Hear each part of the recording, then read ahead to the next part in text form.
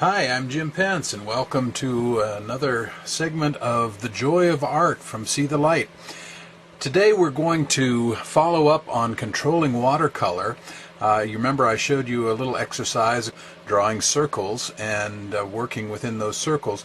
Well, I want to expand that a little bit and show you 4 different watercolor techniques that you can practice that will help you learn again to control your watercolors better. So what I'm going to do, I'm going to take my paints here and move them off to the side.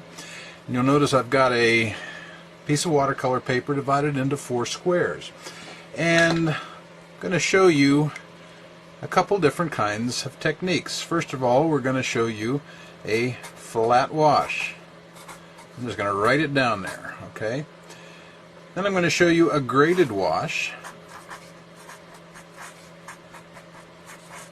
And I'm going to show you wet and wet. We did a little bit of that the other day.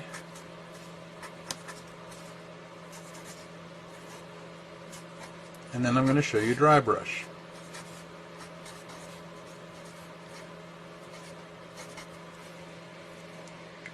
For a flat wash, the goal is to get an area where the color is pretty stable, pretty much the same color all the way down. I've got a round brush here. This is a round number 10, and I'm going to actually start out with just a little bit of water there.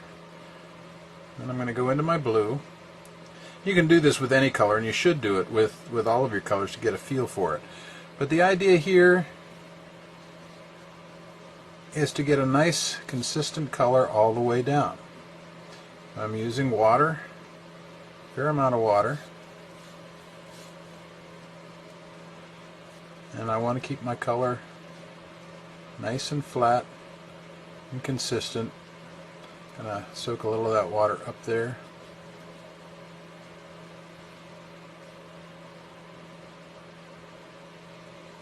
Okay, so we want the color to stay fairly stable from top to bottom. For a graded wash, I'm going to clean my brush out here and blot it on my blotting paper. My baby wipes, that's what I use to blot with. The great use for dried up baby wipes. If you've got those around the house, save them, don't throw them out.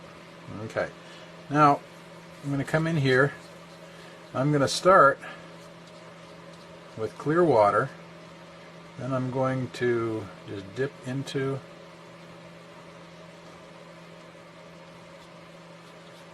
my water or my color there a little bit. I'm going to just keep strengthening it as I go down. Okay. Basically what I want to try to get is a nice increase in color all the way down, going from almost nothing to a stronger, more intense color. Okay. There's a graded. Okay, you see the flat? It's going to stay about the same all the way down. Graded feathers out into nothing.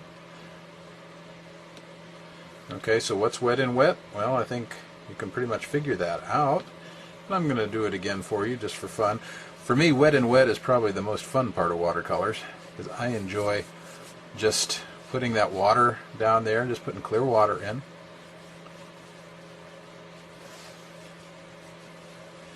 Okay, and then I'm going to come in with my color. I'm going to blot off here a little bit. Come in with my color and just going to drop in color in different places and let it do what it's going to do. So wet and wet, you're kind of letting the color go its own way, do its own thing.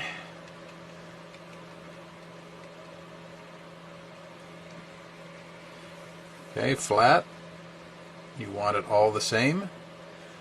Graded, you want to go from strong color out to nothing, or the other way around. And then there's dry brush. Dry brush is exactly how it sounds. We don't use much water, okay? You're going to use mostly color, and dry brush actually has a little rougher texture to it, it's going to pick up more of the texture of the paper. Okay, so I'm using almost all color here, very little water, and I'm just getting a little different effect by using the texture of the paper. Just using my brush, going straight into the color, and working with the dry brush. So there's 4 things that you can practice this week. Get a sheet of watercolor paper, cut it up into 4 sections, or mark it off in 4 sections. Okay, do a flat wash, do a graded wash, do a wet and wet, and do a dry brush. And remember, the more you practice, the better you're going to get at it.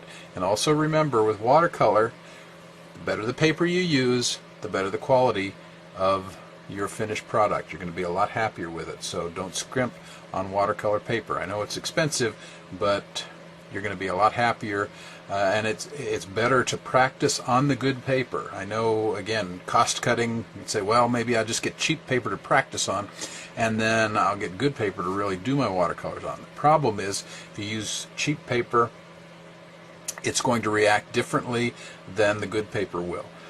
So you'll be practicing on cheap paper, but you really won't be learning what you need to learn. So get some good paper. Remember, I use Arches 140-pound cold press paper. There are others out there. That's just the kind I like. But make sure you get some good watercolor paper and have some fun. This is Jim Pence for See the Light. Keep drawing and have fun, and I'll see you next week.